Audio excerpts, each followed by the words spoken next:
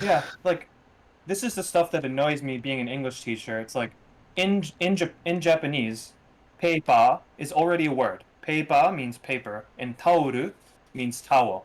They already had both words, but instead of putting them together and making it easier on both of us, right, to have a common word, You call it they what? fucking just threw in kitchen paper. Like, come on, man, you were so close. I mean, it's kind of accurate. It's more of a paper from the kitchen Why, than why is it a in a towel. block? Why is it in a block like that instead of a fucking roll like everybody else? Yeah, isn't that? This is how we don't get rolls here. That is in, fucking weird. Like in a tissue box. Yeah. Brawny Tissue man is paper. crying. Brawny dude is fucking crying. He's like, that's Yeah, not. we don't have like the mountain man, fucking Well- man of the woods with his flannel on, his sleeves rolled up. That's how we intro here. Hello, and welcome to Pixel Oh. Pints. Whoops. We are the only global gaming podcast where we talk about two great things, which is good beer and video games. I'm your host, Mitch, for this weekend and this evening. If you want to find us, or have you the way you found us, we stream every single weekend on twitch.tv/pixelpints. And if you want to follow us, we are on Twitter at pixel_pints, and then on Instagram at pixelpintspod. We also have all our episodes archived on Twitch, YouTube, just look up Pixel Pints on YouTube, or any of the streaming services that you use to stream your podcasting. Just look up Pixel Pints, look for that green mug, and you are in for a wonderful ride. I am joined by two wonderful people. I'm joined by Mr. Las Vegas himself, Burkoff. How you doing? What up? Not too bad. I've been drinking since 4, so this ought to be an interesting episode. I hope that I can contribute intelligibly to the conversation. It's already off to a great start. Yes. All right, Evan. All the way from the kind and post-Olympic. I'm wondering actually how's everything post-Olympics over there in Japan? Yeah. COVID cases shot up considerably, but that also might be because of the Delta variant, not necessarily because the Olympics were here, considering, no people were allowed into the stadiums to watch most of the games. But yeah, same old for me. I didn't watch any of the Olympics because I thought it was a bad idea, and I also don't care about national sport. But the Paralympics are going on. So I actually, that was on the news this morning, and I was like, oh yeah, that's right, that happens too.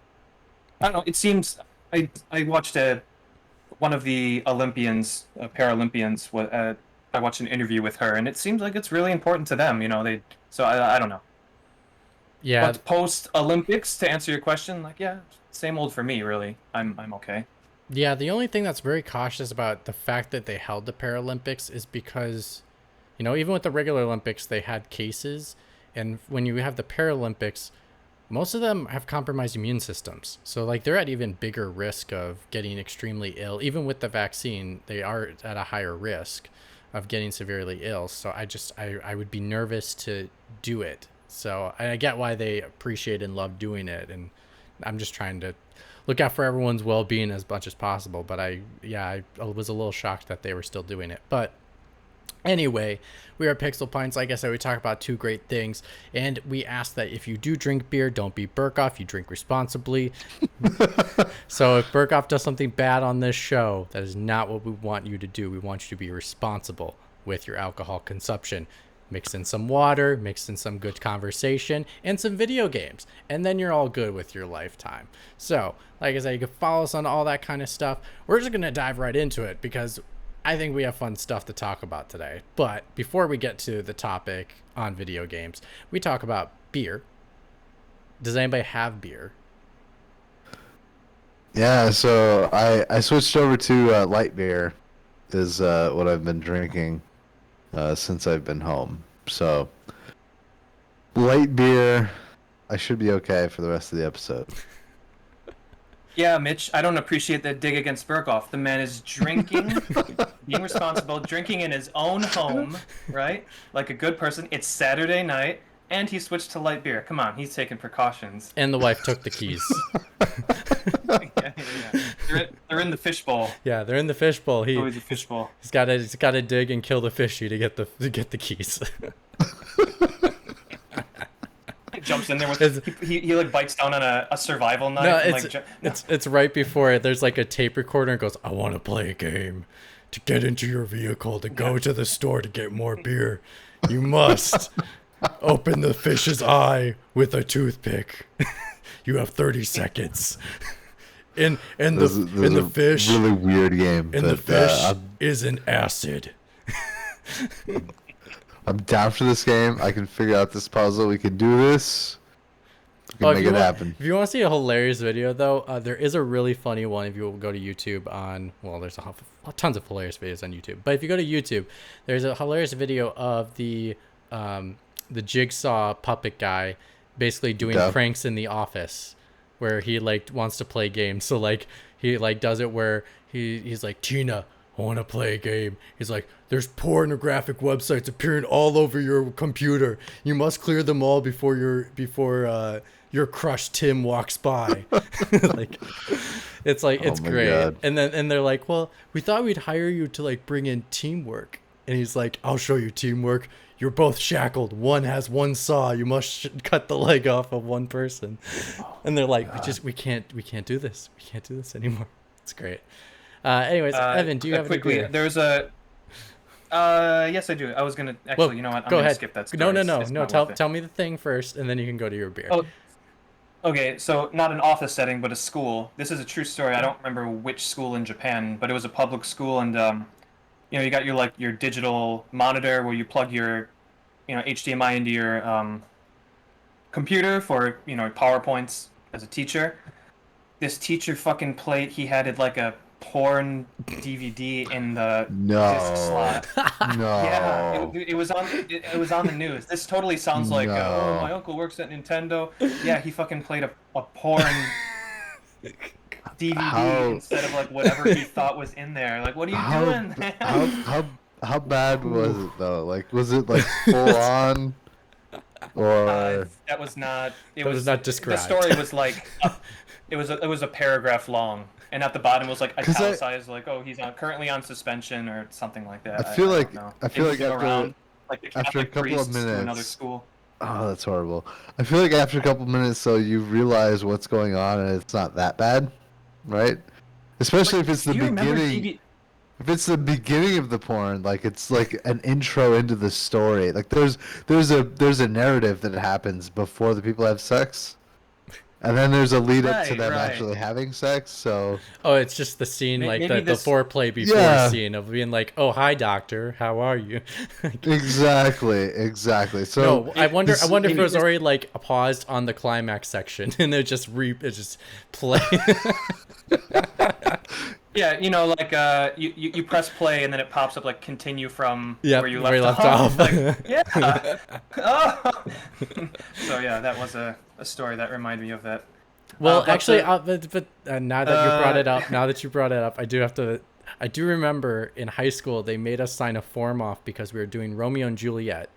And there was two movie versions of Romeo and Juliet. That there's one with which my teacher called Leonardo DiCaprio because it was a really horrible modern day take on it. Dude, I fucking love that version. So there's that one, and then he wanted us to watch like first one. John Leguizamo. Yeah, that one.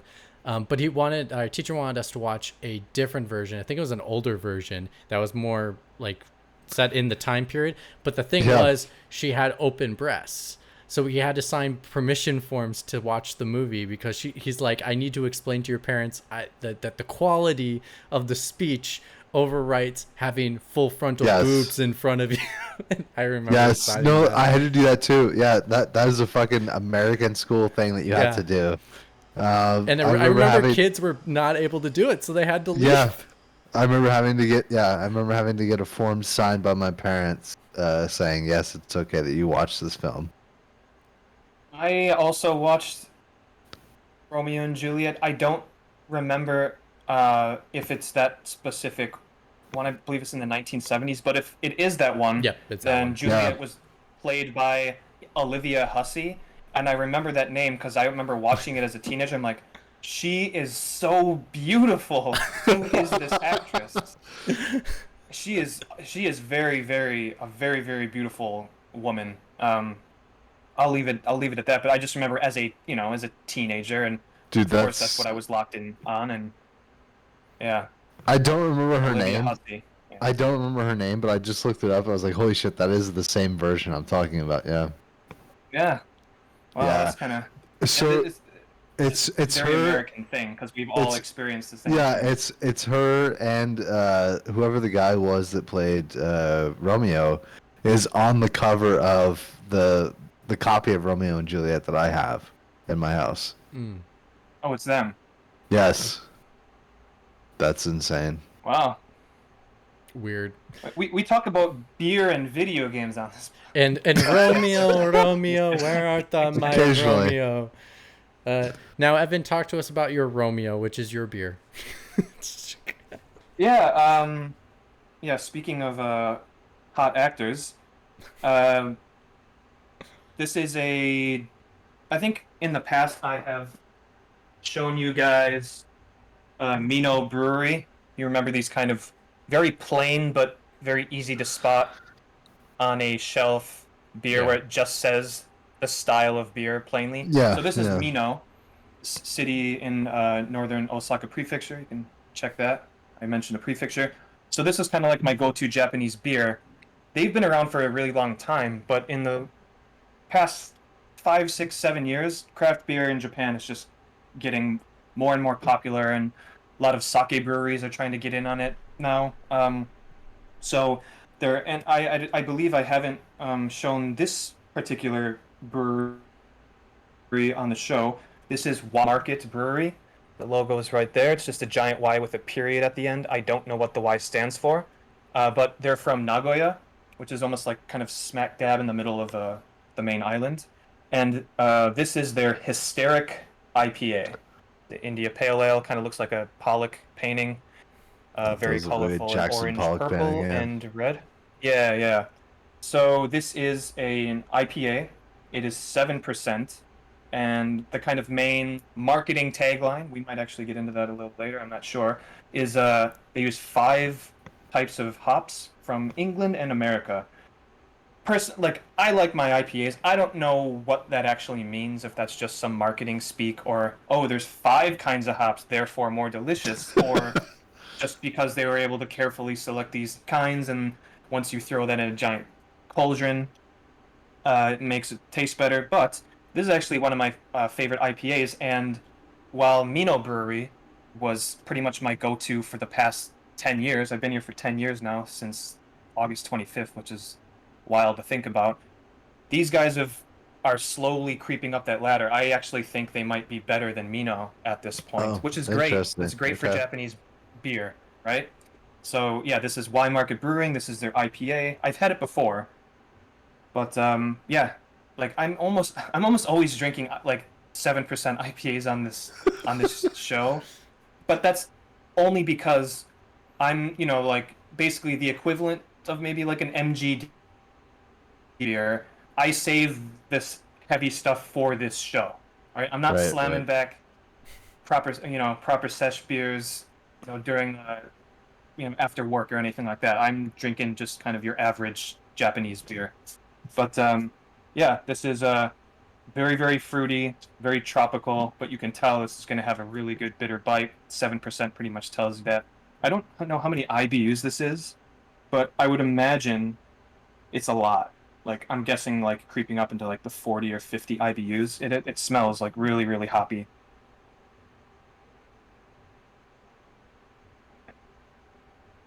I mean, It to looks move the like an show on, not IPA. much more. Yeah. Yeah, dude, it's a really really nice color on there. Uh, it's a bit cloudy, maybe like a dark gold, and it's got that kick. It's not overpowering. It's a really really solid IPA. So yeah, I'm going to be showing these guys more on the show. I think I'll search them out and I'll save them for the show. But yeah, Y Market Brewing from Nagoya is slowly becoming one of my favorite Japanese craft breweries. Talking about Jackson Pollock. So I've been listening to a podcast that is they call themselves the Days of Future Cast. They're a podcast about X-Men, and they talk about X-Men, the cartoon, right?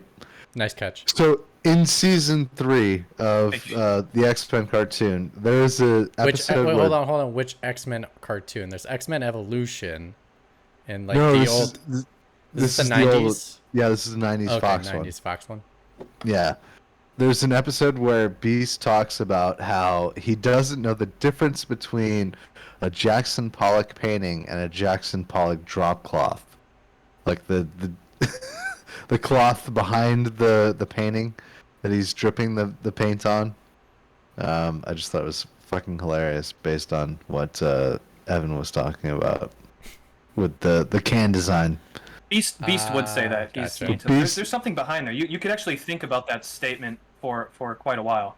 Yeah. What does it say about him as an artist and the subjectivity, how we put price on something that maybe any one of us could recreate to some degree? Right.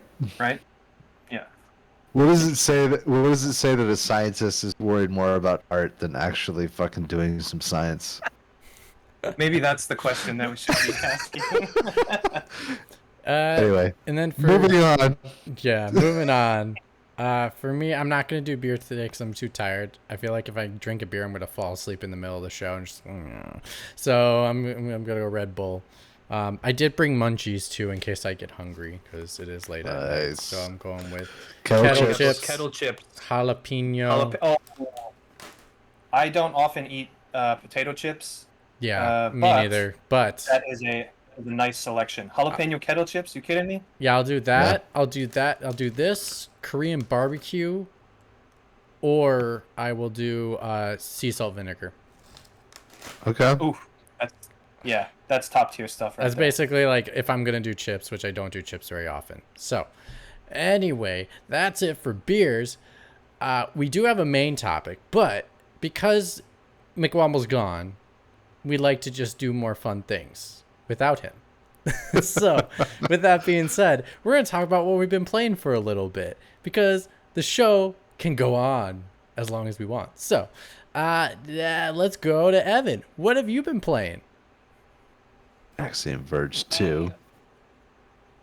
Yeah, I'll do a very, very, very quick run because we don't often do what we've been playing, but we can't talk about everything we've been playing since the last episode, which was probably like 2 months ago. Beat Village. Really, really like Village. I was really satisfied at how it ended, which is important because they set up a lot of stuff even in RE7. You're like, all right, how are they gonna? Village, RE Village. Sorry, RE Village. Yeah. Oh, okay. How are they gonna wrap all the stuff that they've been kind of hinting at? I really, really like the ending to that game. I've beat it twice now. Once on normal and once on hard, and I'm in the middle of like a shadow run, but I have the infinite magnum, so it's not like it's a walk hard. in the park. Yeah, you can just blow everything away with that thing. I love it. I love that they did the whole RE4 thing where it's like, all right, you've beaten the game, or like a Uncharted 2. You've beaten the game, now we're gonna just let you have fun with it. Like, give me some fucking unlimited ammo. Give me a stupid lightsaber and let me cut. Otherwise, I'm not gonna play the game again. But you start adding these funny things where you play as, in Uncharted 2, plays a skeleton with glowing red eyes and a gold AK. Yeah, I'm gonna play the game again because that's stupid and it's funny, and I appreciate that they added that in there for the replayability on it. I do have to ask you one question about RE before you move on from it. One of the things I really appreciated from RE8 was I did not like Ethan in RE7, but I think they built Ethan up really, really well to give him good character quality that I actually cared about him near the end of the game, where I didn't have that type of feeling beforehand. How do you feel about that? Yeah. I mean, I don't know if I'm totally sold on Ethan. Totally sold, but I think they did enough. Yeah, I do like the voice actor delivery-wise. Some of the lines that he gives, like, he's totally it is RE4 in that way, where he's not necessarily Leon S. Kennedy. Is it S? Am I right there? Yeah, S. Kennedy, correct. Yeah, an S. Yeah. Kennedy. Okay, but there's a couple of like just they're totally leaning into the absurdity of everything that's going on, and I do appreciate that. For that game, the tonal shifts work in its favor. I think it doesn't work with everything, specifically with survival horror.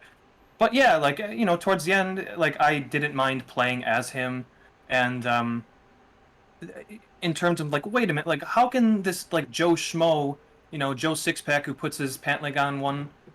I always fuck this up. Who puts his pants on one leg at a time, one pant leg at whatever. How the hell is this guy doing this? And they do give an explanation to that, which I found satisfying. So yeah, Oh, so to you answer your question, so my final one I came was around on him. my final one was how you kind of half answered it. I think is how'd you like the twist? I liked the twist. Yeah, I was super satisfied, and I actually Burkoff, if you don't care about spoilers for RE8, I doubt you're gonna No. play it. I want to show you a final boss that you are very familiar with, and then show you a snapshot alongside it to the final boss of RE8, and then I want your thoughts on their similarities. I'll leave it at that. Interesting. Okay. What final Yeah. boss would I be familiar with that shows up in 8? Let's just say that they have the hint is the 8 in the game's name. The game that the final boss of, has an 8 in the name of the game. So yeah, We'll like show you that, after the show. All right. Okay. Yeah. Axiom Verge 2. You know what? I've done one. We'll see how much time we have. Who else wants to go? No, What dive have into you been Axiom playing? Verge 2. I want to know. I'm really curious. Yeah, I'm actually really curious about this game because I wanted to play the first one. I just haven't picked it up yet. Yeah, I mean, I think one question people have had is like, do I start with one or the other? It doesn't matter. They are linked. One is a prequel, the other is not, but they totally work separately. So it doesn't matter which you start from. Should I play both? I think you should. They're very, very different games, even in how they play. And I think Jeff Gerstmann. You know what? Everyone's been, not everyone, but people on the talking heads on kind of the gaming podcast world, in my opinion, have done this game dirty, like a disservice. They either kind of wishy-washy speak about it for 3 minutes, or they trash it, or they're disappointed, and then they move on to some other game. And I'm waiting for someone to like start talking about how good this game is. And in every single podcast I've listened to, upon the the time of its release, like no one did it right, and I was like really disappointed. Subjectivity and all, I get it, but finally, on the most recent Giant Bombcast, Jeff Gerstmann finally gave the game its due. Okay. Really, really liked the game, and he just kind of talked about all the things that he appreciated from it, and I like completely agreed with him, and I was happy. It does seem like a lot of the kind of talking heads podcasts just did not get the game, or didn't just like it, and it was too different. One of the main through lines with how dissatisfied people were with the game is that they were thinking it was going to be a Metroid where you have these guns where you get your ice beam, you get your spread beam, and you get like variations of that. And it's like, oh, okay, I get a new gun, and it's going to allow me to progress further in this labyrinth, just like a classic Metroid from the Metroidvania name. And it's not that. You don't get any guns in this game. You get melee weapons Oh, and interesting. a boomerang. So yeah, it's not. There's no ice beam. Yeah, there's no projectile weapons in this game, and I think if you go into that and you want to play a Metroid game, right, you get a gun in that game, and you get variations of guns, and it's cool to get the next one to see what it does. There's none of that in this game. So initially, you nope, love you. Initially, I could see how people could be disappointed or at least kind of shocked, like, when am I going to get the gun? And it never happens. And like, oh, this is not what I want. When Matt spoke about the game on Game Face, he's basically played it for the 2 hours where the game is that frustrating, wait a minute, this is not the Axiom Verge I thought it was going to be. And then he stopped there and then gave his full opinion on the game. And if you dig really, really deep into the reviews of the game, I think I had posted one on our Discord chat where everyone was saying like, once you kind of, and you know what, if someone like Matt's like, I don't like the idea of having a melee weapon, I thought it was going to be more like Axiom Verge, therefore I don't like it. That's totally fine. But I think if you pushed a little further, you do get to a point where the annoying kind of the melee attacks, you die a lot at the beginning of the game because you're trying to figure out this melee system, and it's like all these enemies do chip damage on you, and before you know it, you're dead and you're transported all the way back to your last save point. And you're like, oh, I got to do the whole thing again. But later in the game, that becomes you don't have to worry about it anymore because your life is long enough, and then you realize like, oh, enemies just drop health. You actually don't have to fight them, and you can just walk by them. Combat does not become an issue later in the game, and what it focuses on most is the exploration part of a Metroidvania, and that's where that game shines. The game is basically two maps laid on top of each other. One map can only be accessed by a drone, which Oh, you're yeah, able yeah. to use in the game. Because I guess like biological matter can't enter the breach, which is like the world that's the connective tissue between other worlds. So only like a mechanical creature can enter there. So what ends up happening is, in how you explore this game is, there are certain points, specific points in the game where you can enter the breach, and then you go into the next map, and then when you leave the breach, you'll end up somewhere else on the map, and that's how you end up like, wait a minute, how do I get to that area over there? There's no Okay. missile. There's no missiles to shoot to open it to get to the next area. It's like you have to access the second map, go to the same area that you want to get by in that map, and then like phase out of the breach, and then you're in this secret area. And then what ends up happening is it's not a shooter. You don't get guns, but the things that they give you is all for the exploration of the game. So once you get to the point where the enemies don't matter, you're not going to die, health is not an issue, it starts focusing on like the meat and potatoes of that game, which is just having a fucking blast exploring every corner of that map, and like head scratching puzzles of like warping into the breach and warping out of it to access a secret area.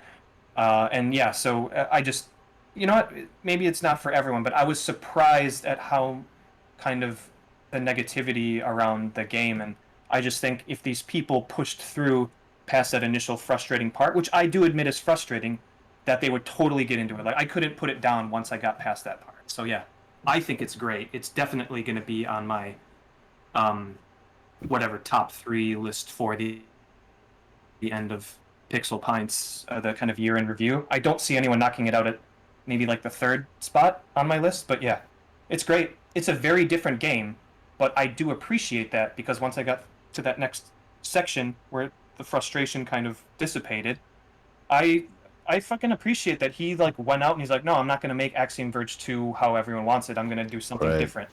And I think he's succeeded personally. But yeah, I think it's great. It's a great game. I feel like playing it all over again just talking about it. Nice. Nice.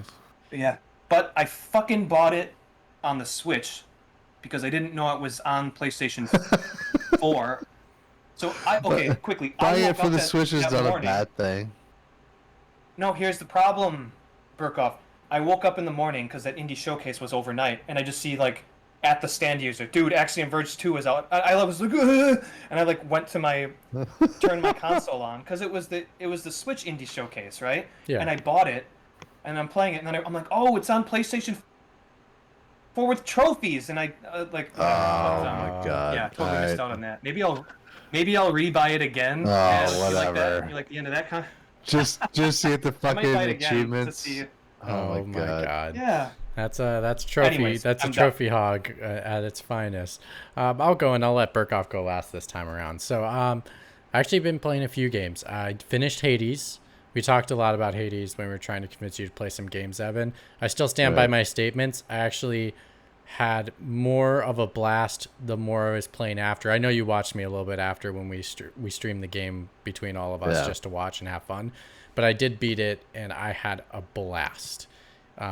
After I beat it, I didn't feel like I needed to go because without giving the plot away, you have, in a sense, you don't have to, but you Courage. incentivized to beat it again and again and again and again to get more plot. Because they do a really good job of feeding the plot.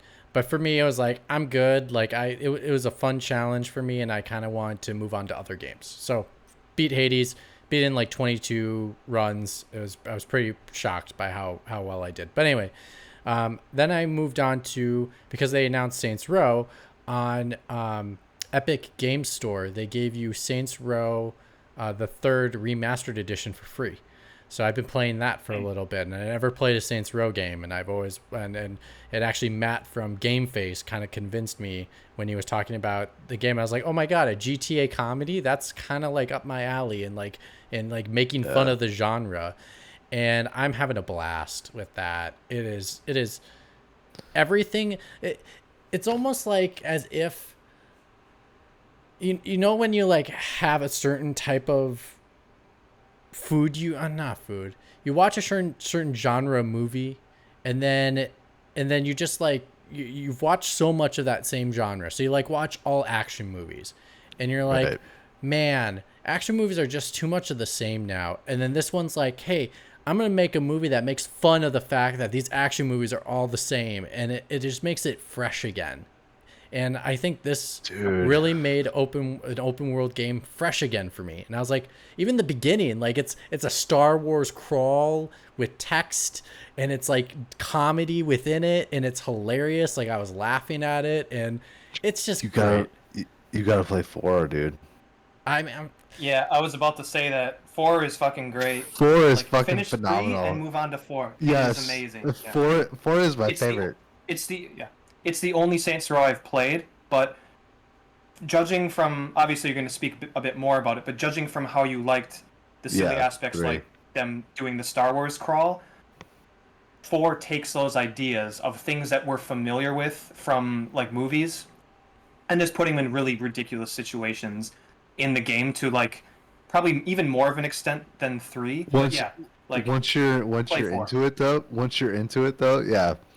Like you hit a certain point in 4 and you're like, this is fucking retarded, but I love it. It's got Keith David in it. Come on now. Keith David Anyways, is man, So Yeah, it's bonkers, and I love how bonkers it is. It's just great. It's like a fresh wow. It's a great catch of, oh my gosh, I can't even say it. I'm so tired. It's a great so breath good. of fresh air. There it is. It's so good. I can't even speak right. That's how good it is. I mean, it was just so much fun to even just play a mission where someone was your biggest fan and created a clone of you, and it's running rampage all over the city. Like that's hilarious. And just playing with it. You will like 4. I mean, I only played it because it was free, so I don't know if I'll buy 4 because I'm actually now excited to play the new one to see how that one is. I bought 4 like for $20. Depending on the price.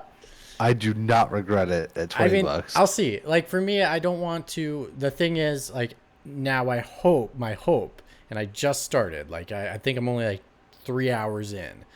My hope is I can last through it. Unlike other open world games, because an open world game for me can die real quick if it doesn't have the incentive to do it. So if it makes it, I will consider game 4 for sure. All right, Evan, is 4 like any other open world game you've ever played? No, it's not. But they were really smart with But he hasn't played 3, so he can't really. It's hard. No, it doesn't matter. I've played 3 and 4. 4 is fucking legit, dude. I get you. It's even more wild than if you like 3, 4 is fucking off the. I know, but for me, for this one, I plan to kind of like play it in chunks. I'll kind of like go to it, play it for a bit, play some other stuff, come back to it later, so I don't get burned out on it, because it still falls for the same tropes of like similar mission types where it's just like, stand your ground, shoot this unlimited ammo weapon you have in your hands, which so I can really die off pretty quickly with that gameplay loop. So I really am just going to play it in chunks. And then the other game I've been playing that I really have gotten into, and you guys watched me play it for a little bit before we hopped on, which is Psychonauts 2. So I played a little bit, maybe like 3 hours of Psychonauts 1. I was in a talk with a bunch of other people, and I said the reason I really didn't get through it because it felt dated. And this one feels the same. What it reminded me of was it reminded me of Sly Cooper for the PS2. And yeah, that makes sense. Very similar. It's very, very similar. But I feel like it isn't innovating in the ways I was hoping they would try to do. It's almost as if they're just like, well, it'll look prettier, so we can try a little bit more of new ideas within the level design or the type of mini games that you have to do within the levels to work within the situation of the person's brain you're in. So it comes off slightly in some ways almost uninspired. But I am enjoying myself for quite a bit. I mean, it reminds me a lot. It looks like fun, dude. Like what you showed and what we play, what you were playing. Yeah, what you were watching. Yeah, like I'm totally into it. Like I want to play that. I mean, for sure. I mean, it'll be interesting. I think what it now really reminds me of, it reminds me of Sly Cooper in regards to like its controls, its level design. But then it has elements of like Persona 5 with its style. And we'll see. I'll keep playing. I think I'll finish it for sure. I'm like, it's enjoyable enough right now for me that I'll finish it. But we'll see. I'm enjoying it for the most part. Like if you have Game Pass, there's no reason not to play this game. Right. Absolutely. Like yeah, there's no the Persona 5 comparisons are really interesting for me, just based on, like, I get that it's stylistic, and I don't know if that's where you're coming from. Yeah, like well, there's the elements of its style, because even you saw in the sequence where like they cut the frame where they're like agent blah blah blah, and then they also did things like, you know, all about Persona 5 is going into the hearts of people and changing them. This is like going into your brain and changing them. Okay. And the environment around you is all dependent on how the person is and how their personality is. And that's the same exact thing as Persona 5. So it's really, really, really, really similar. And I think in some ways they have innovated a little bit in regards to, like, I played a mini game where I was trying to put a pill into someone's stomach by like rolling the pill like a pinball on a pinball machine. And yeah, that's clever. That is. I just don't, but the rest of it, like the combat, the regular platforming itself, feels more dated than I want it to feel. Okay. The combat's not that smooth. Like it could be smoother. It could be way smoother of a combat system, but it's very jank in some aspects. And I know this is like an indie like budget type game, so I completely understand if the resources couldn't be there to really make it nice and smooth. But I'm happy. I'm happy with what I got. Right. Burkoff, what have you been playing? Hades. I've been still playing Hades. I've been really into that. My wife has been into it. I'm 35 runs into the game. Still have not done a complete run on the game. My wife is around 14 or 15 runs, and she's much closer to the end, or at least much closer to completing a run than I am. Get good, Burkoff. Get good, man. Yeah, I started playing it, and she was like, I want to play this. This looks great. And I was like, oh, okay, whatever. I don't think that you're going to enjoy it. And she started playing it without me even knowing. And then she was like, yeah, like I made it to Hades in 15 runs. And I was like, what the fuck? Like, how did you get there so quickly? Killing it, man. And I realized that she's just much better at the game than I am. Which kind of sucks, but it is what it is. Like, clearly there's a reason I married this woman, right? Yeah. So that's where we're at right now. Like, I'm at 35 runs, close to the end. She's at 14, and damn near beat the game. I expect a full report of what weapon you used. I used the Trident to beat the game. If people want to know. So I like the spear. I like the gloves too. The boxing gloves is the closest I've ever been. It's actually beating the last boss in the game. For those that don't know, I don't know if this is a spoiler. Is this a spoiler to say that you have to beat the final boss twice? I mean, well, you already spoiled it, so it doesn't matter. All right, so I already spoiled it. But to be honest, I will say I didn't know that, and my roommate didn't tell me. So when I thought I won, I was like, "Oh, I won!" And I was like, "Oh no!" Yeah, then you hit a fucking second level, and you're like, Yeah. "Oh shit!" Like I didn't even plan for this. Yeah, I didn't plan for it. I didn't spec out my character for this. So frustrating. I was fortunate. Whatever you said. Sorry, whatever you said. Don't say it again, because this was perfect. You said, "Is this a spoiler that you have to beat the?" It totally cut out what you said, and so I don't know. You didn't spoil it for me. I have no idea what you said. Well, don't watch this Go back and watch this. Yeah, don't go watch the back and episode. watch the podcast, But yeah. I will say, Berghoff, because my internet is so shit. It fucking I didn't. Right. So, I was gonna say your internet has not been great the last few times you've been on the show, Evan. I don't know what's up with your I don't know internet. what's going on. But I was Anyway, gonna say, Berghoff, I'm still not gonna spoil it for Evan, so you can still listen. You're good. But when that moment did happen, I was fortunate enough that I ended up having enough extra lives resources available to me that I had about this much life left, and I was like, I was just really, and he had this much life left, and I was really pushing for it, and I finally got it, and I was shocked. Yeah, It only took me, actually, that was my second try at Hades to get that. What the fuck? All right. Yeah, it only took me 2 tries. First try, I died. All right, so I've done it like 4 or 5 times now. I'm so mad about it. Like, yeah, Just don't even. chip away. You got it. But see, Yeah, so that is the essence of the game, though, right? It's like you just keep trying it until you actually get there. It's really good. It's a solid fucking game. I'm so impressed by the story. Actually, the storytelling's really well done. Just like how they deliver story to you. For it being a roguelike or a roguelite game, for how it actually delivers the story to you and the way that you experience the story, like I was really impressed with how it does that.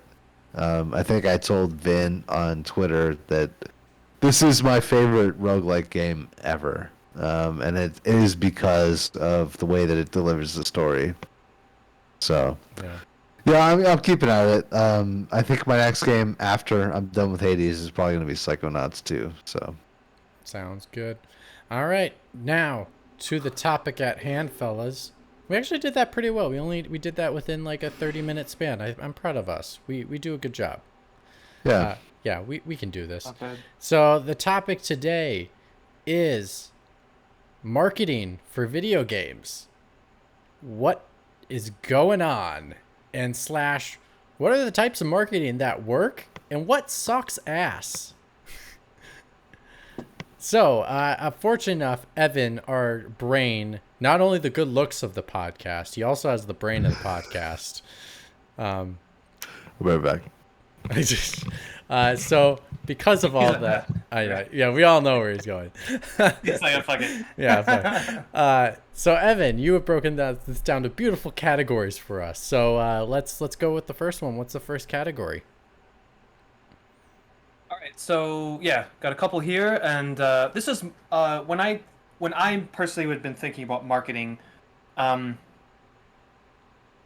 mostly thought about how games are released. So, game reveal to game release, and how that game is. Am I just explaining marketing? Like maybe everyone's like, no, that's exactly what it is. I don't know what angle you think you're taking, but so I just was thinking about how games had been released, and then tried to fit them into specific categories. The first one is too soon ? And this kind of refers to games that had been maybe revealed a little too early, and this could be a full reveal, like in-engine gameplay, to just a logo or anything like that. And well, I'll give you two examples of games that were definitely revealed too soon, and I think almost everyone would agree because we haven't seen anything but a logo in Bayonetta 3 and Metroid Prime 4. And those are definitely too soon. I get the whole, the COVID-19, the pandemic has caused lots of disruption in video game development and all sorts of things and logistics and everything, right? I don't know if Bayonetta 3 or how much Bayonetta 3 and Prime 4 fall into this category. It could be a myriad of things where they wanted to give fans what they wanted, but then the game, like, they're still in like a pre-production, they haven't even built the game in any form yet. But yeah, so the first category is too soon for the marketing, and definitely Bayonetta 3 and Metroid Prime 4 are going to have to start this whole marketing. It was so long ago. There's no marketing for these games. Like, it doesn't exist yet. So it's going to. I was going to say they're going to have to do it again. It's like they just have to start because a logo almost doesn't even count. I mean, all that does is have the fan base say like when, too early, when. Well, I give. Go ahead, Mitch. No, I agree with you about Bayonetta. I don't know if I would put Metroid Prime 4 on that because it ended up switching developers, and that probably wasn't anticipated. Right. Okay. You could argue though that if I guess there might have been issues that they didn't necessarily couldn't take into account, but you would think that Nintendo would want to release that information when they were happy with where the game was in production. Like, they saw the game, they're happy with what they've seen, now it's time to release it instead of. And I guess we don't know. I was gonna say not necessarily, right? Because like, what if I can't remember who was. Berghoff, do you know who started on Metroid Prime 4? Who was the first developer that started working on it before it switched over? It was an Austin-based studio. I think it was. Oh shit! I don't even know. Anyways, did it go back to Retro? Anyway, I think it was Retro. Yeah. Yeah. So Retro, maybe Retro said, "Hey, we'll have this game done in 18 months." And then all of a sudden, so they're like, "Yeah, we can let people know where it's in development," and then showed the title off, and then they find out like 6 months later, they're like, "Whoa, this is not what we thought we'd be getting." Type of quality, or maybe who knows, but like it's a little I get what you're going for that one. I would go definitely with Bayonetta because holy cow, they shouldn't have released a fucking a logo for it if a logo. Right. if they Bayonetta weren't 3 is maybe more of a But yeah, too soon for sure. Like, we haven't seen shit from either of those games. Yeah, and we got remasters of Bayonetta before we even got the third game. Right, we know that they're in development, but by the same token, we haven't seen anything from the new games. So well, here's another too soon for you, Cyberpunk 2077. Yeah, Dude, for sure. Was it, like, that was definitely 2014 or 2015. Yeah, when they released that. They released a trailer and being like, "Oh yeah, this is in development," and then they showed off another. Then when they showed off the thing here's another thing that was too soon. Not only that was too soon, the demo they showed off to press was too soon because it was not real. It didn't make it into the final game. Yeah, it was all CG or whatever. I think. Well, it was part of that. It was running on a crazy PC that could run everything possible on it. It was not running on realistic hardware. It was a vertical slice too, so it wasn't like they weren't processing all of the game. Yeah, it was. Yeah, exactly. I think part of that though is I don't think that they thought that Witcher was going to be as popular as it was. So them releasing the game, or at least them announcing the game when they did, was not really a risk at that time because who the fuck really cares? You know? A Cyberpunk game? The gaming world cares about a Cyberpunk game. Now, I don't Well, no, personally but care about a Cyberpunk game, but from most them- people from in them like as gaming a- world would care about a Cyberpunk game.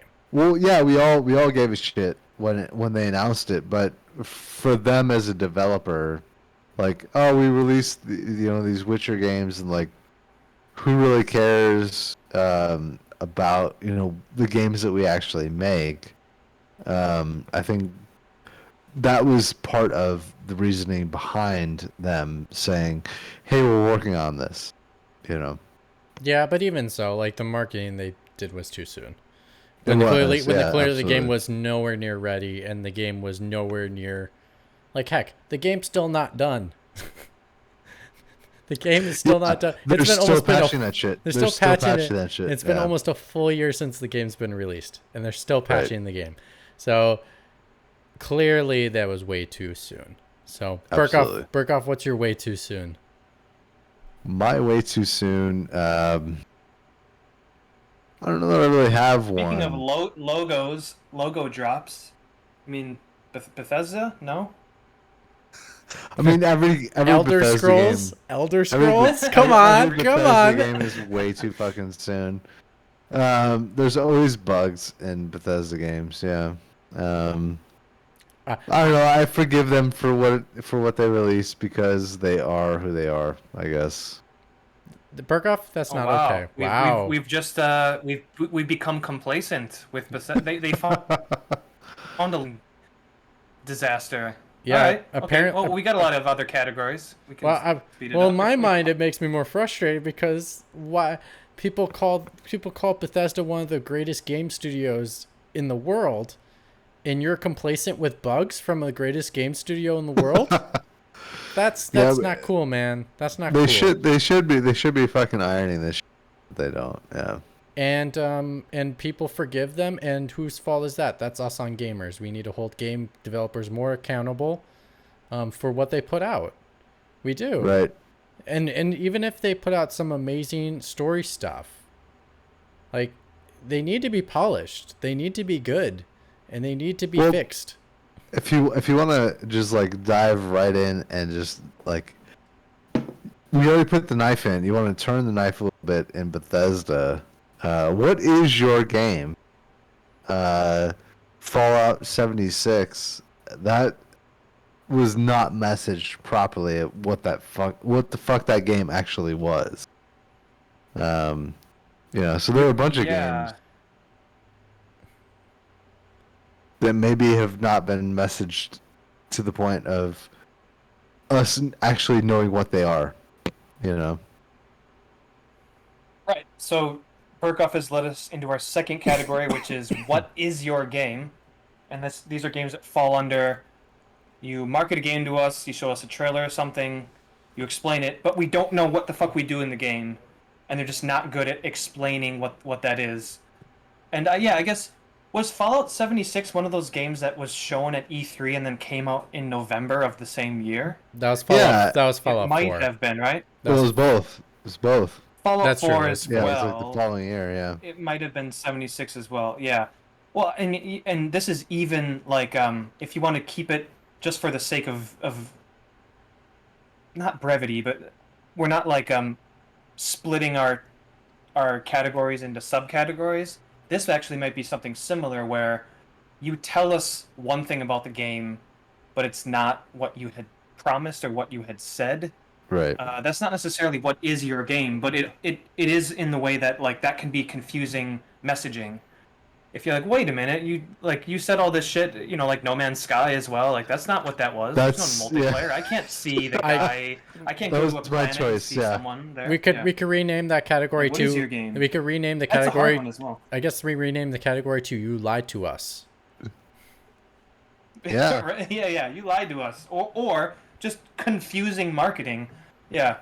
Same with and we discussed this a little bit on the pre-show of a more recent example in Deathloop, where like because it's Arcane Studios, right? Like they've made some amazing games, and I'm one of the champions of them. Like I love Prey, Dishonored 2. I love all those games. I think they're like Death top of the tier games, Outsider. better than a Yeah. lot of shit that's on there. Yeah, yeah. I mean, I know a lot of people just aren't into their version of immersive sims or whatever you want to call it. Um, but with Deathloop, they had like marquee placement in these showcases for like a full year in PlayStation and Right. the Xbox showcases. And it took them like the fourth time, 8 months after the initial reveal, and everyone's like, "Well, what is this game? Like, what am I supposed to be doing in here?" And they've explained it, and they just didn't get to that point. And I'm still, so much so that as an Arcane fan, where a lot of people aren't, like, you speak of a game that didn't get its due. Like, Prey didn't get its due. Like when I spoke of Axiom Verge 2, not enough people talk about Prey. So I'm on their side, I'm in their corner. But even with Deathloop, I'm like, I don't know if I'm going to like this game. I don't I don't get the whole deal, and maybe that's just the design thing where like they've designed a game that's just really hard to explain unless you play it. But yeah, that's another one that's thrown into the whatever this category is now. Fucking your game's confusing. What is your game that you've released? Yeah. I got one for you. I Uh, got one that the marketing was so confusing that people thought it wasn't what it was, but it actually turned out exactly to be what it was. And that is Death Stranding. Interesting. And that is Oh my Death God. Stranding. Ah, Everyone's like, Fuck no, outta here. even me, If there ever even was me. a game for this category. Yeah, I was like, even me, I was like, you're not, this is probably just like the first 4 hours of the game. You're like not really totally delivering packages. Like there's something more to this. No, that's exactly what you're doing. That's exactly what you do. The whole flippin' game. Now, some of it is absolutely interesting. Some of it is combat in there. and there's some combat in there, but a lot of like some of it is actually fascinating, interesting, and like the world and some of that stuff, but some of it's absolute complete garbage.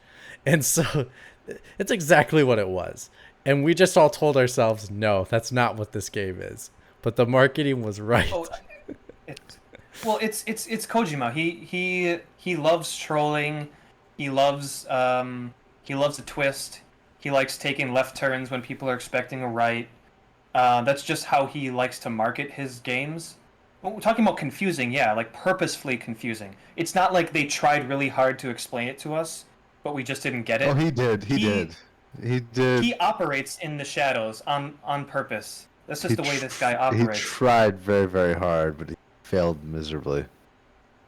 I actually think like, yeah, there's a lot of stuff in that game. Like the first trailers, like Norman Reedus wakes up on a beach, and then there's a baby, and then it disappears, and then the hands appear on his His legs like and black chest. tar hands appear on his leg. Yeah, and then he stands up, and there's like the Death Stranding phenomenon of how whales and like will strand themselves on the beach to die, and then there's like 5 figures that's floating in the air. It's like, oh, 5 figures. There were 5 Metal Gear games. This is a big middle finger to Konami.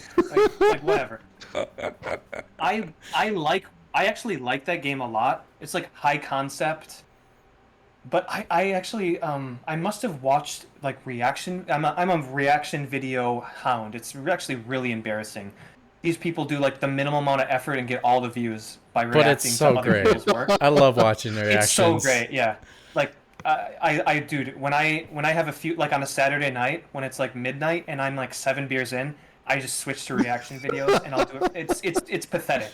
It is absolutely pathetic, but I will admit that's what I do. But I was watching reaction videos to the first gameplay trailer of Death Stranding. I think it had Low Roar playing over the and I remember the people watching like, oh, you're delivering packages, and it's like, oh no, that can't be what you're doing. And like you said, Mitch, it's like, no, everyone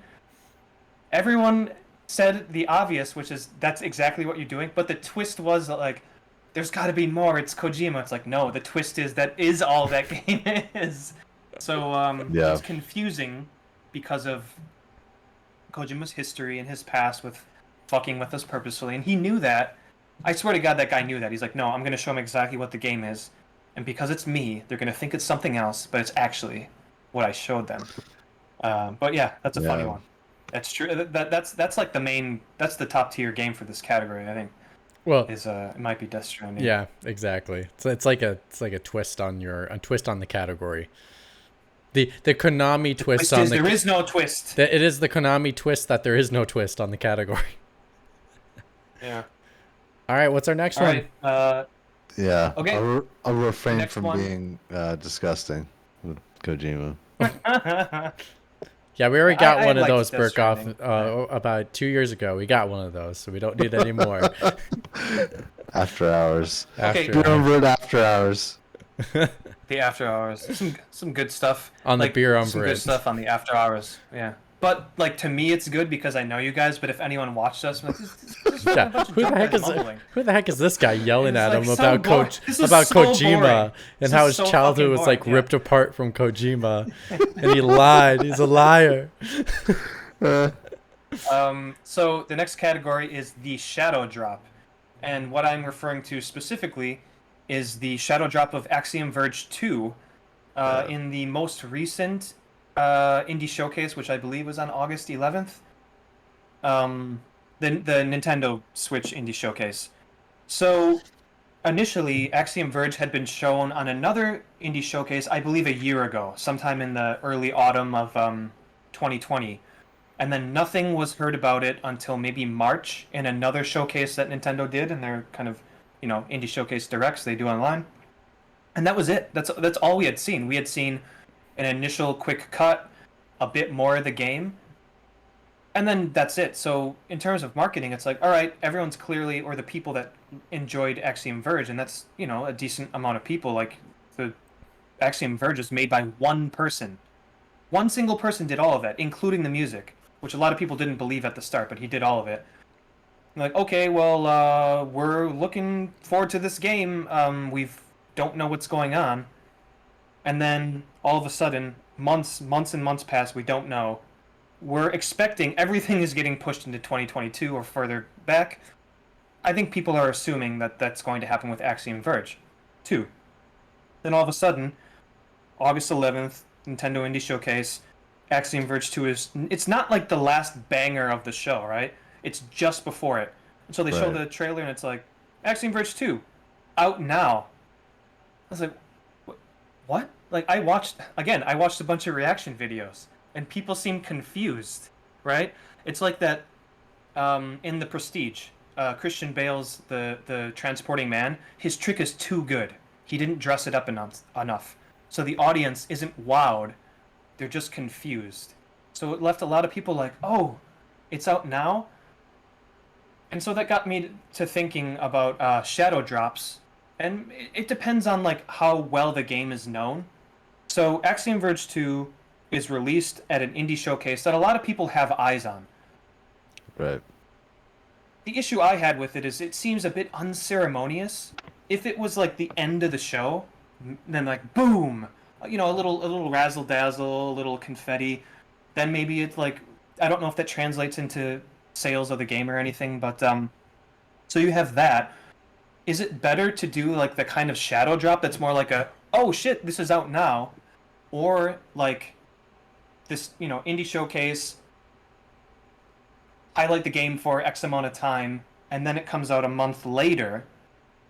But then at that point, it's not the release date of the game is not going to be in some main Nintendo Switch indie showcase. It's just going to be an independent trailer on the Axiom Verge YouTube channel with the release date out now. So I don't know, like, how do you guys feel about these types of shadow drops? Personally, I felt like it was a bit unceremonious. However, more eyes are on a Nintendo Indie Showcase, especially when there's no games coming out, versus just a random trailer popping up on Sifted. Yeah, I love it when this stuff happens. I think that it's very difficult to actually make it happen, though, for most AAA games.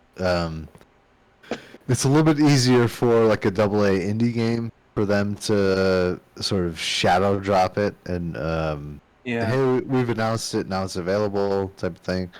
It is much more difficult for them to take what we consider like a AAA, industry standard cornerstone game and just drop it and make it available. So for Axiom Verge 2, like that's Yeah, that makes sense. You know, like some people were following the development of that game or whatever, but um, yeah, Spiritfarer, Hyper something or whatever. Light Drifter. Yeah, like those games, like it's much easier to do like a shadow drop of those types of games. Yeah, I mean you're right, Burkoff, but I also think, well, yeah, you have, because there's so much money spent on some of the bigger budget games. They can't just drop it, because then they have to have the marketing for it, because they need more than just they need more than just the gamer to buy the game. They need average consumers to understand that the game is coming, Right. when it's coming out, and that it's coming. Like, you can't just shadow drop Madden. It's like, it's not. It's just. I mean, you kind of could, because it's kind of always around the same time of year, but you still need that marketing to be everyone knows pushed when there, it's- so that people know that Right. the game is coming out, that your average football fan can go buy the game. That's their one game they buy every single year.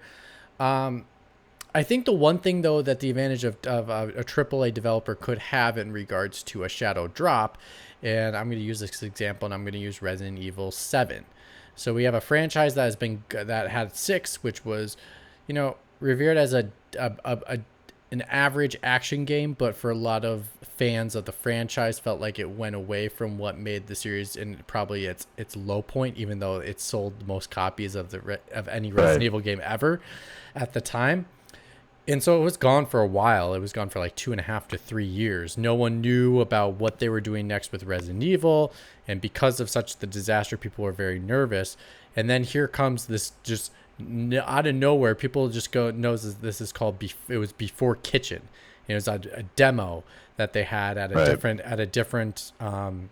different convention that people could play in VR, called The Kitchen. And you just walk around with your VR goggles and PlayStation VR headset and just walk around and like identify things.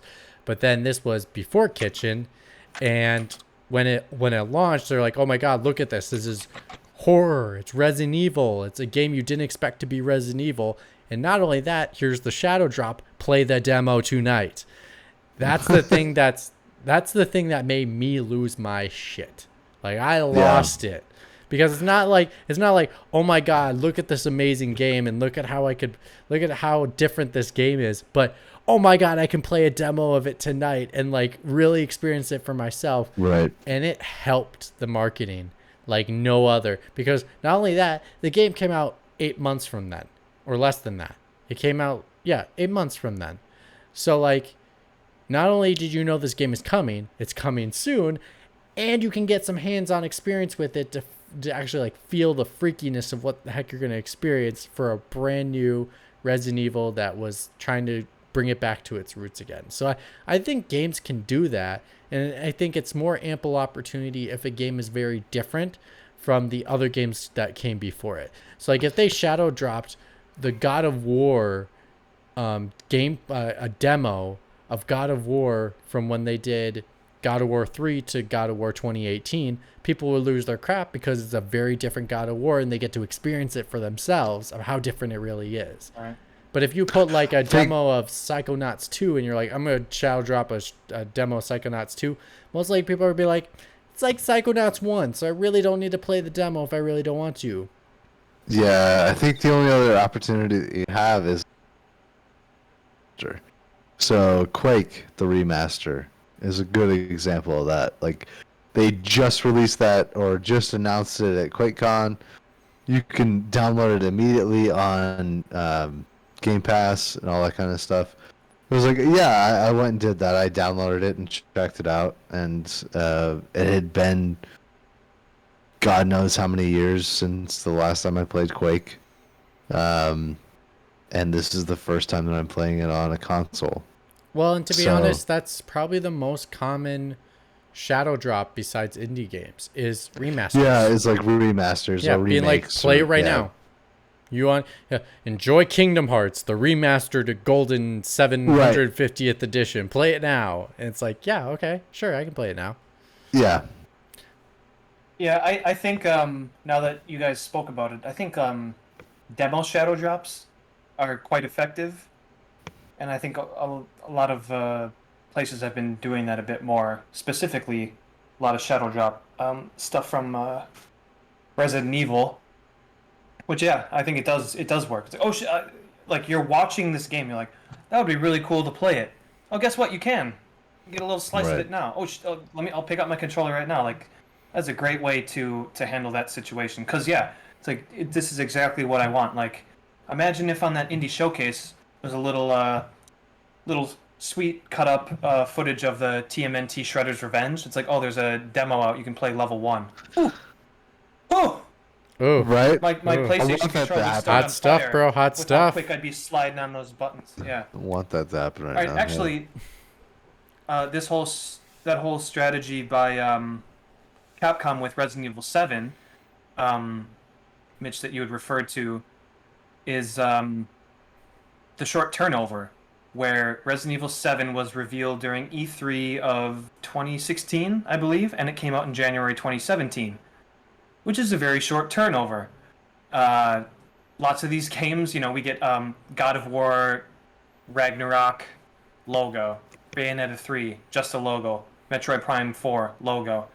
And then the other side of that spectrum is a game that's like, all right, here's the reveal trailer, right? This isn't trailer 2 or 3, 6 months Horizon after Zero the initial Dawn's reveal. another This is example reveal of that. trailer.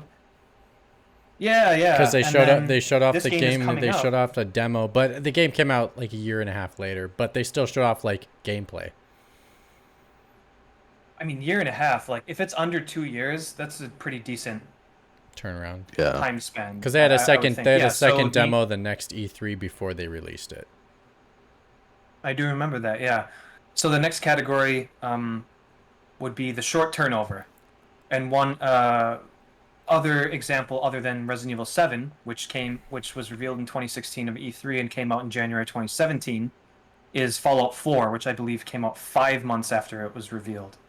Yeah, 3. And that's something like smart. that. Yeah. Right. Bethesda's all over the place, man. They show us a logo of Elder Scrolls. What's the number on that?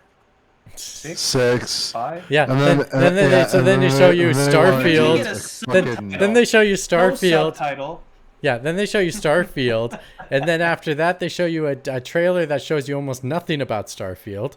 You learn more from them talking about it than they actually do from the demo. I mean, from the actual trailer. Great. The trailer And then sucks. What are you talking about? The trailer is not great. The trailer shows you nothing. It shows you in a spaceship. Nothing. Trailer's great, and Let's then they save show that. you Let's save that fucking for the other category. concept But anyway, art. Let's save it for the other and then they show you concept art. What the F is that?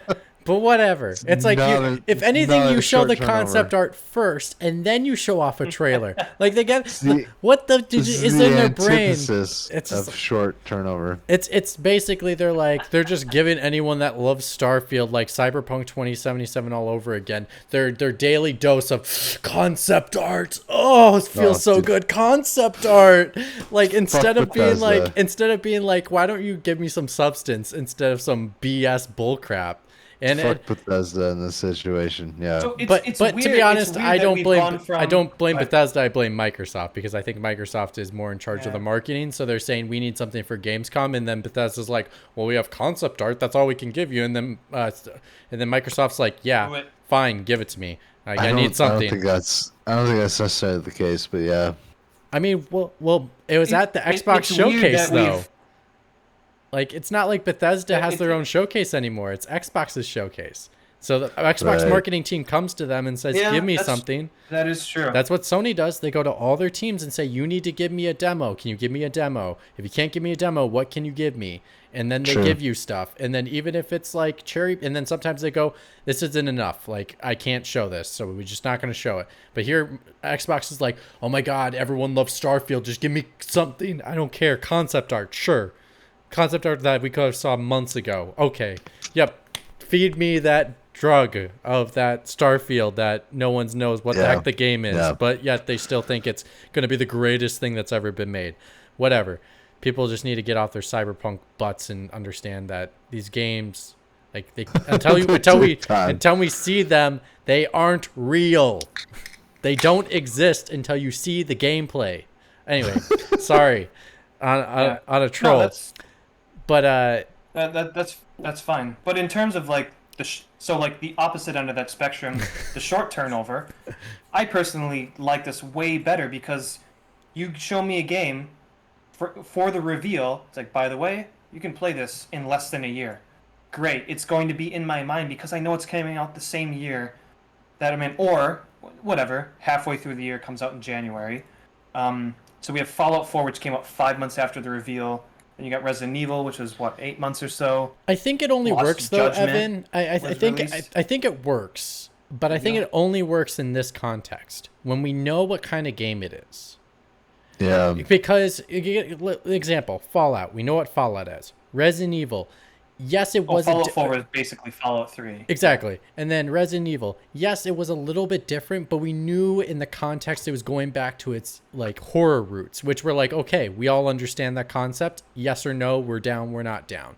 Lost Judgment. We know it's also Resident Evil, which that's a known quantity, judging from the pedigree of the studio that makes those games. Then we have Judgment, which we knew exactly what we're getting because of past games, Yakuza, all that kind of stuff.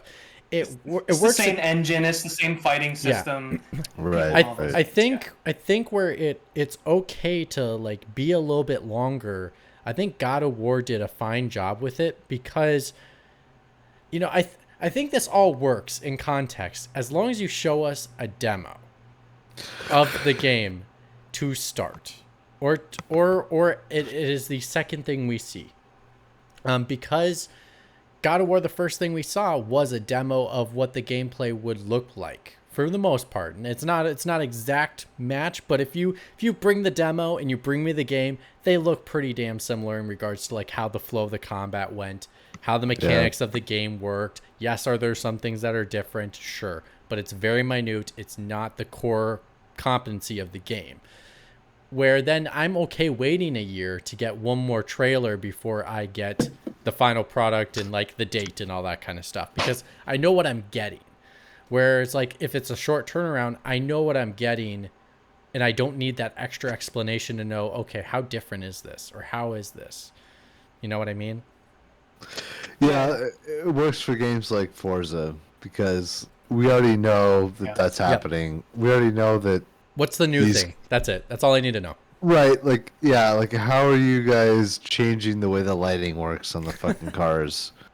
That's all that we really care about. How do I get blinded by the sun more? Yeah. So it works for those types of games because it's like whatever, who gives a fuck? Yeah, known quantity stuff. That's a good point. It's a good angle. All right.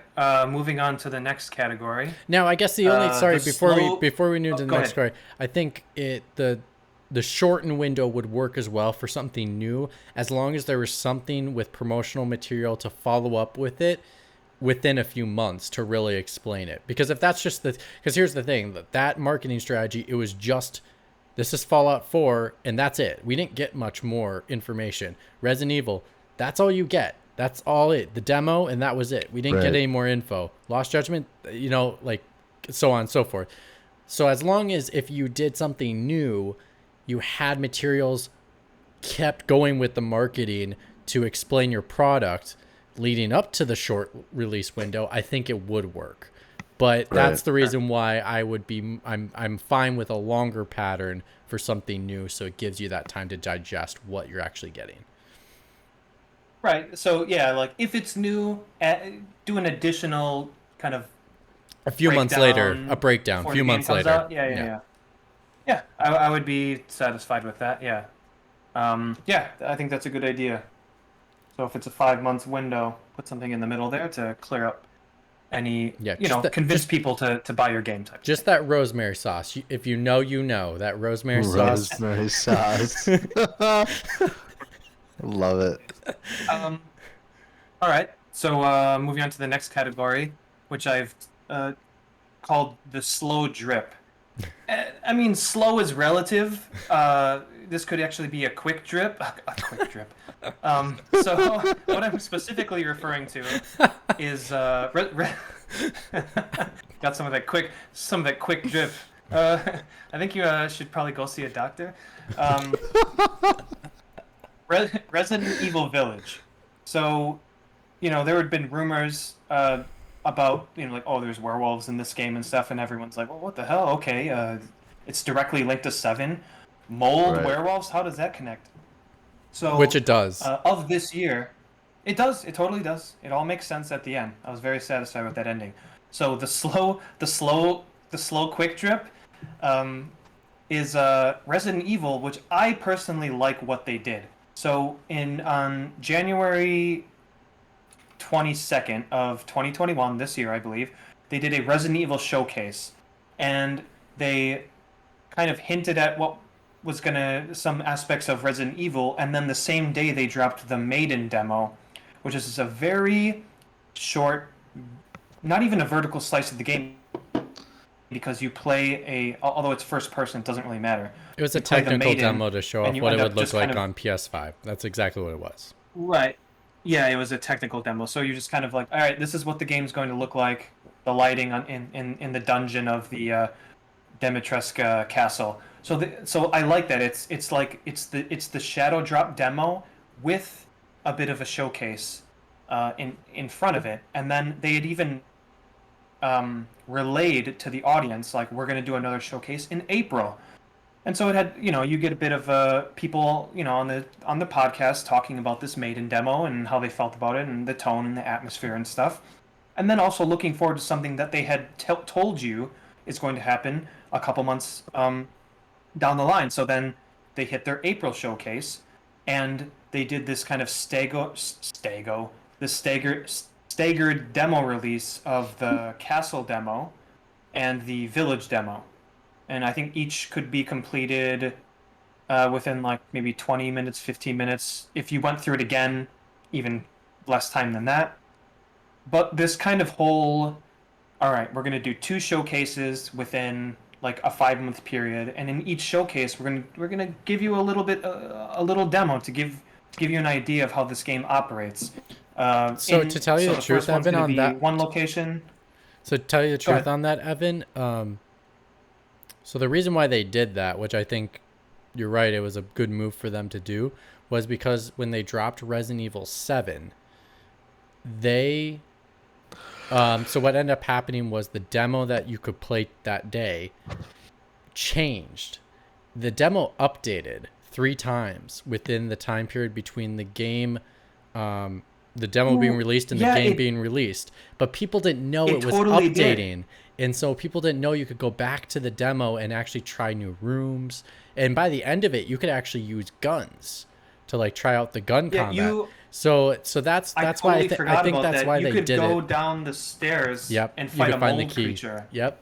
And the you had a third- gun yeah. to shoot it. So I think that's why totally right. specifically they probably did that method, which I think was in their best interest, to kind of just go, here's the next little thing.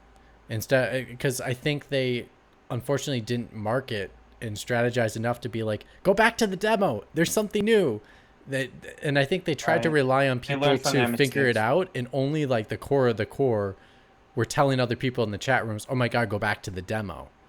And it just didn't spread like wildfire like I think they were hoping to. So I think that's why they sprinkled. And I think that's exactly going back to like the last category. This is what I'm talking about, of doing that, especially if it's a new type of thing, is that short sprinkle of, even if it's a short period of time or if it's a long period of time, doing that sprinkle when they're ready to go to kind of show off little key elements of the game. And I think you're seeing developers do that a lot more now, especially because they're not relying as much on E3, Gamescom, Tokyo Game Show. They're really just trying to create their own directs and just basically be like, here's the direct for this game, and this is what we're going to show off about this game specific, and just, feed the little birdie the breadcrumbs to the trail to the nest. And I think if you're gonna compare this to how shows are released on streaming services, for a long time it was like season 1, the entire thing is dropped, and then everyone binges it, and it's like the talk of the town on social media, and articles are written and stuff. But then that can kind of wane for like the next thing down the road.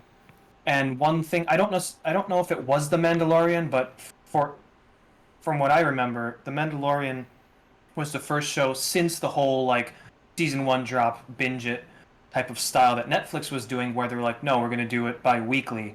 And what the slow For me, it drip was does Game is of keeps the Thrones. conversation going. Game of Was Thrones it Game of really, Thrones? Game of Okay. Thrones Yeah. really Oh, captured that totally, before yeah. Mandalorian. Yeah, Disney Game of Thrones. Yeah. I personally like the slow drip because it keeps the conversation going for a longer time, where you can sit there with that demo that was released in January and have everyone talk about it, and then waiting for the next thing, and then you get the next demo, and then everyone talks about it, and then all the way leading up to the final game coming out. And I personally like that kind of slow drip thing where their goal is to give people a taste of what the game is, give them an idea of the mechanics in the game and the atmosphere and setting the tone, but also keeping the conversation going all the way leading up to when the game gets released. And so the only thing they did that was wrong, and we talked about this, Burkhoff, pre-show, was the weird countdown thing where they did like, oh, you can only download the game for a 24-hour period. Yeah. That's yeah. ridiculous. Like, Yeah, that is so unnecessary. Yeah. When you gate that shit, like you're just unnecessarily excluding people that would have played your fucking game. Yeah, I think for them they were trying to create a hype window where it's like everyone's talking about it in that window. Because here's the thing, going in that direction, if every game developer goes in that direction, the unfortunate thing is you oversaturate the market, because every game is like, oh, we have 5 months to release our game, and then this game's like coming out next month, and they have their showcase, and then showcases cross over, and then they can't focus as much on a certain game. So they have to be very selectful in regards to which games they want to do this strategy with, because some games you don't need that. Some games you can just say Fallout, done. You don't need to tell me anymore, because you're Bethesda. You release the same damn game and it's just a different title with the same crappy engine. Hopefully they fixed it. We'll see. But anyways, yes, that's exactly what we're getting into for that. That's a good point. Yeah. Imagine like all the biggest franchises like slow drips overlapping over the course of like 6 months. Yeah. Like, This week's Call of Duty. Next week's Kenna Bridge of Spirits. Like the following week is God of War, and it's like I can't pay attention to all these every single week. It would be like E3 2020 all over again. Like, I don't know what's going on anymore. Or Summer Games Fest all over again. Oh God, yeah. Like what's happening when? Wait, what day is that God of War one, or what day is that Call of Duty one that's coming out? That's why I think they do such a good job right now, specifically when we're talking about this specific thing with Sony, where that's kind of like they're feeding the little stuff, and then they're saying our big thing we're going to talk about is this, and they do it like once every 4 months, and like they're like, oh yeah, Deathloop is the thing we're going to talk about. Horizon's the thing we're going to talk about, and that's the thing that they're going to feed into the machine that chunk of time. So, is that all our categories? Yep. Think so. We had the all CG reveal trailer. Oh yes. Which is fucking we horrible. can just say that like that's a terrible idea. Yeah. Why do game companies do that? They get the idea do of it when they tone, have nothing else like, to show. What is the game? Yeah. They do that when they're desperate and they have nothing else to show for it. I can think of one that is that way. Blizzard. Game Pass. Okay. So, yeah, I mean, if you watched our E3 coverage, you got my big spiel of how I think it was just ridiculous that Microsoft all they showed was CG trailers and not enough gameplay of stuff. And totally, yeah. And if they don't have gameplay to show, don't show me CG trailers, because CG trailers show me nothing. Nothing. Right. Because it never lives up to the product of your CG trailer. So you're basically creating an unrealistic expectation that I have built into my gaming brain to say, ignore that crap, because whatever you're showing me is not real and will not be what the game is going to be. So just ignore it and pretend that that didn't happen. That's what CG trailers mean to gamers nowadays. So the fact that I do not understand the complexity of game developers in general, publishers, and this goes for everybody, whoever releases just a CG trailer, you dumb idiots, don't do it anymore. Like, you can do it to like if you already showed off your game and you want to do a CG trailer then to intro like I don't even know what you could use a CG trailer for anymore. I can't think of Well, I mean, what can like, you use a CG trailer for? to set up a specific plot point from the story to hint at something that might happen, or to set the tone Why don't of you what the just do it game in is. game? Well, that's the thing, though. Yeah, so like, if you're going to show a CG trailer, for me, it has to be followed by gameplay. It can't just be the CG trailer. So you set up tone, you set up characters, the interaction of the characters talking, and then it cuts to gameplay. And like, okay, it's a third-person shooter, or whatever the game may be, but you have to have both. I The think CG, what was the arcane game? Bloodfall, Red Blood, Fang Redfall. Face. I don't, Fang is it face. called Redfall? I think it's called Redfall. But to be But like, but cool, I would but I need to see what the game looks like. I'm going to disagree with you, Evan. And here's why I'm disagreeing with you. I'm disagreeing with you because games look amazing now. In-engine games look really good. They look just as good as the CG trailer is going to offer you in regards to... Now, I know CG trailers are amazing. Some of them can look phenomenal. But that's excuse for why a studio should release an all CG trailer. Correct. Like, because in the engines we have nowadays, the quality is there enough to display what you need to, in the past you couldn't get that with games. Like Final Fantasy, I'm just thinking right now, Final Fantasy VIII has an amazing flippin' CG intro. And you know why? Because you can't show that great combat and that great epicness, all that in an engine. It's just not good enough. Nowadays you can. And I basically believe you hide your game and are scared when you hide it behind a CG trailer. It's just not, it just doesn't cut it in 2020, 2021. It is no longer acceptable to show CG trailers. Right. The olive branch I'm extending here is like, okay, CG trailer is fine if it's followed by gameplay. I'll meet you halfway. I mean, I guess the only time the CG trailers worked out for me as like, it was pretty cool. You know, Overwatch, I think they handled CG trailers really well because it's a hero shooter. And so they use the CG trailers to introduce the characters. And we've already seen gameplay. Yeah, we've already seen the gameplay of it. So like this was just like, here, get to know these characters, and like and there's no way in the context of how the gameplay works that you could ever show that game in engine, because it's a good example. That's just no way to do that. So I agree, and I don't think that's an appropriate way to deal with your characters, especially with the fact that we already know what your game is. It's like, why are you revealing this? You know what I mean? Saying like it doesn't it doesn't matter because there's no story here. This should be a story that happens in game. There's no reason that we should be getting external CG trailers for this shit. I get you, but in the genre of specific game, that's not what the genre is. And so therefore they have to... You're talking about like League of Legends, League of Legends hero shooter, like whatever. Yeah, like now could there be a game that would introduce that to be able to create story within that? That would be innovative, and I would welcome that hardcore.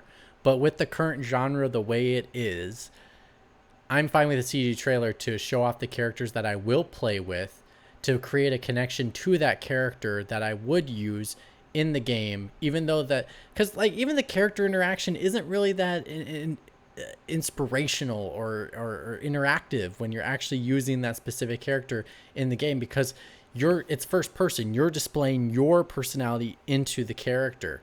That's kind of part of the point of first person, is you putting your essence into that character and seeing it from your viewpoint. Right. So I get you, Burkoff. If they did find a way to innovate, yes, I'd be all for it and be like, you don't need a CG trailer. You can show it in game now. Like, innovate with Hades. Like, I think there is opportunities. There's no one that's done it yet. And I think if there is an acceptable way to use a CG trailer, that's the only thing I can think of that would be acceptable. Can I be slightly hypocritical here? Sure. Why not? Hypocrites all around. So yeah, the CG reveal is terrible, right? It sets tone, but it should be linked to gameplay that it follows. However, and this is Activision Blizzard too. I don't give a shit about anything that they make personally, but the what game was it? It must have been Diablo 4. The Diablo 4 CG reveal is one of the coolest. Diablo 3 Diablo with 3. Yeah. the guy, the characters are running through and they open the door and then the their skin gets stretched over the monoliths, and then the woman comes down into her skin robe, and she's all I think it might be Diablo 4. I don't know what I'm talking about. Obviously, I haven't paid attention to it too much, but when I saw that, I was like, wow, this is probably the coolest CG reveal trailer that I've ever seen. It actually might be Diablo 4 or maybe a Diablo 3 DLC or something. I'm pretty sure it's Diablo 4, but that is probably the coolest purely CG reveal that I've ever seen in my life. But still, there's no gameplay there, so at that point I'm like, just fuck the game, just make the movie. This looks great. Yeah, Which works seriously. against the whole thing. By the time they get there, right? I'd Yeah. just be like, make me a movie.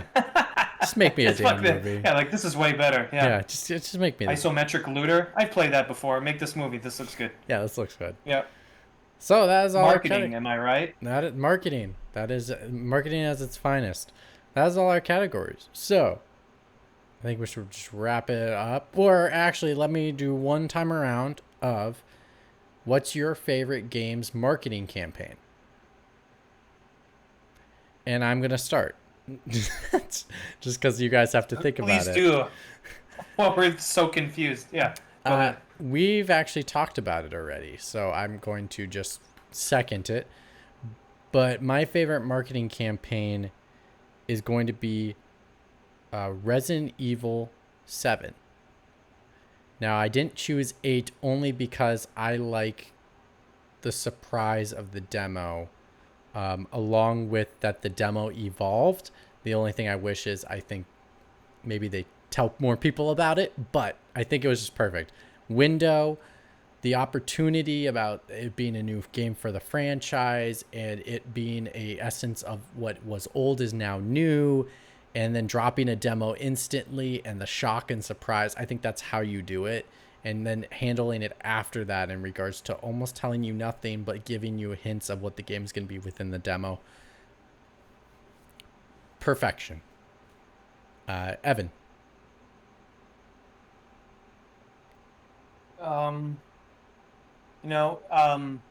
This is back in the early years of Podcast Reload, but I actually, when Vin lived in Osaka, I actually went to his house and we watched that E3 presentation. And our reaction to RE7 is online and it has 12,000 views. Speaking of reaction videos, it's a fucking joke, right? But we were, if you watch that, right? Podcast Reload, RE7 reaction video. Try to get that money. Just kidding. But we're watching this and I was watch our reaction when the boom the logo RE7 hits. Fucking that's a trailer right there. Well, if anything, I thought that was a Silent Hill game because the music sounded like Silent Hill. To be honest, when that happened, I was on my couch and I should have recorded myself because that would have been amazing. You could see my reaction. Oh God, yeah. During that, my roommate was sitting next to me and I was just saying, "Oh my God, this game is a little too scary. I mean, I'll play it, but it's going to be really hard for me to play. And I don't know if I want to play it because the demo itself, I mean, the reveal trailer of them playing the game had some scary moments where it actually did get me ooh. And it was obviously because of the time zone I was in, it was already dark outside. So it's I was dark in my apartment watching this live on television. And then all of a sudden when it shot up and it showed what the game name was, I was like, oh my God, it's Resident Evil. I jumped out of my couch and stood up going, I'm going to play this game. Oh my God, I'm going to play this game. I can't believe I'm going to play this game. And I was terrified before 2 seconds ago, but I was I'm still going to play this game because this is Resident Evil. And I was I think it took me about a good 5 minutes for my body to just calm down because I was just like, how is this Resident Evil? Because of like what they've done It was a before. great reveal. It was a perfect reveal because it was shocking. Well, and it was like when you talk about a reveal, they knew like how far they were completely redirecting what Resident Evil Looked like was, right? it was first person. After 6, even though 6 was super successful, yeah.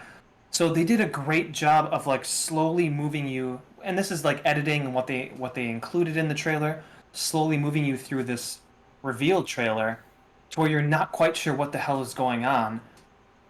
And then the music hits and you're like, what is this? What is this? It's clearly a horror game, and then it's like boom, Resident, like they did a great job with that trailer. You know, like it's in the moment you pose the question, like that might be it.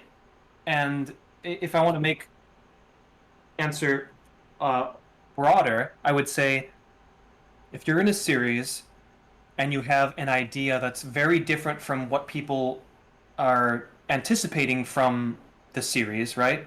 In terms of what it has been and the atmosphere and that, if you can lead people on through this a really, really clever trailer and then boom at the last second hit the logo and people are going to lose their shit.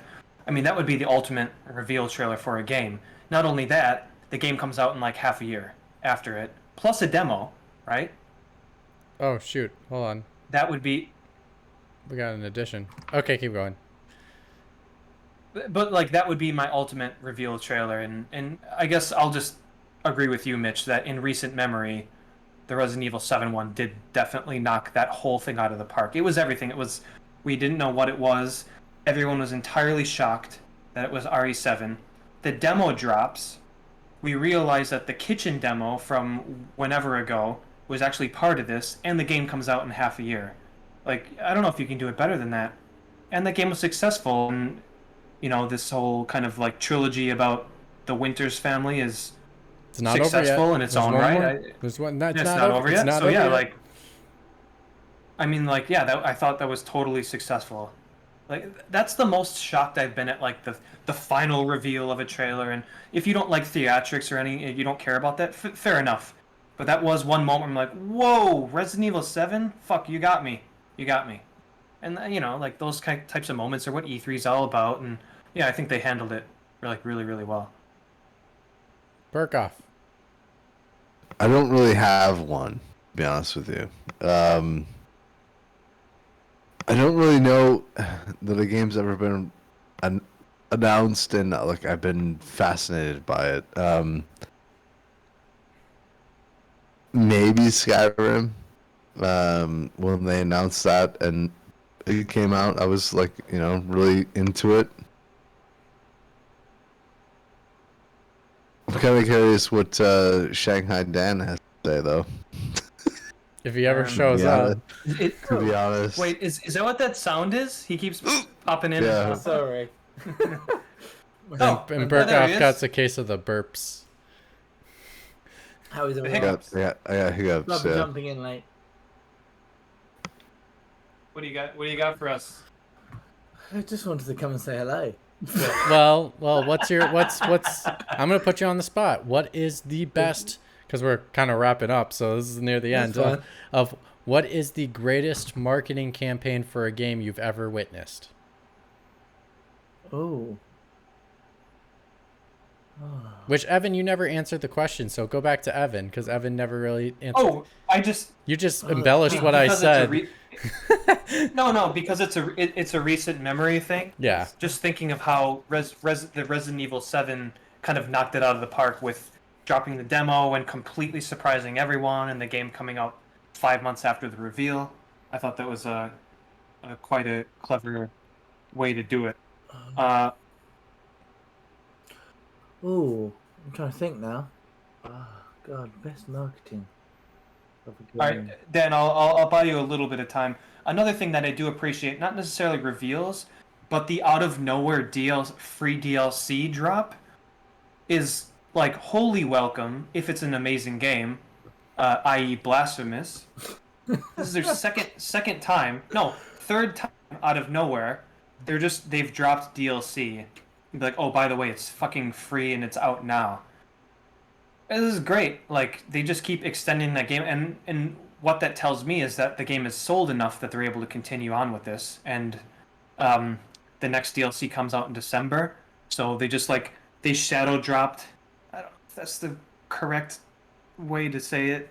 Just hey, by the way, free DLC coming out in December. It's like ooh, all right, that's like a couple months away. Yeah, I'm totally ready for that, and it's free. So if you have the game, you're good to go. And I do appreciate free DLC drops as well. Shovel Knight did that. Everything they've released after the initial game, the Plague Knight DLC, the Shadow Knight, and the King of Cards stuff, which are like kind of full games in their own right, or at least a game that could be sold for at least $10 on PlayStation Network. It's all been free. That's amazing, and they're all like legitimately good. Aside from Plague Knight, I did not like the mechanic, the movement in that, but like that's great. Like I mean, that's charitable for them to just be like, oh no, we made enough money. Fuck it. This is what we wanted to do, and you guys have, paid enough money to where we're able to do what we want to do, and boom, here you go. Here's some shit. Just keep throwing it at the fans, and like that's wholly appreciated. I haven't got a game, but I would probably say the Wii, Nintendo's marketing for the Wii was probably pretty fantastic. We Just would the way, like to play. There you go. I would say I would know. It's just mainly because that would be probably when my parents, who had my dad played a bit of like the Super Nintendo with us when we were like Duck Hunt. I think it was Super Nintendo with us growing up, but really they weren't really into video games, and that was probably the first thing where them and their friends started talking. Oh, the NES, sorry. Them and their friends started talking about a console, like because of like we can play it with your family, like the bowling advert, the tennis, that kind of stuff. So that got more people, and that's probably why it sold like gangbusters. And literally every person you knew had a Wii in the house, whether they owned any other console ever before. It was bizarre. They'd have their Wii remotes there, and do you want to fancy a game of bowling? They never bought a game; they just have Wii Sports. But Right. but yeah, so I'd say that. And then the other one recently, I'd say PlayStation 4s for the players. I don't know, it just seems to resonate. For the players.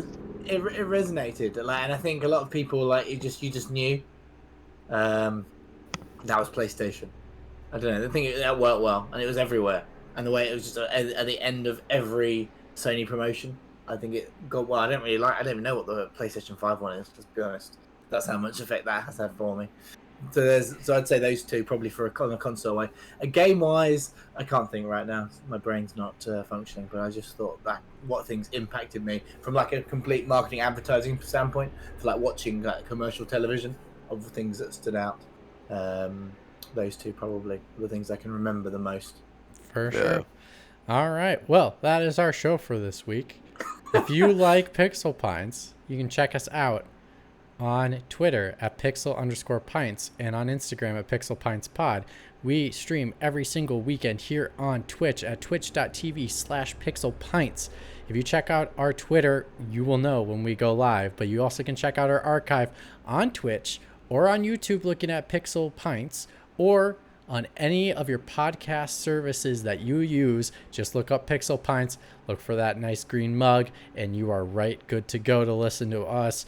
I am joined by, my name is Mitch, I'm your host tonight, and it is Burkoff, Evan, and our special jumping in Dan. Sorry. So, on that note,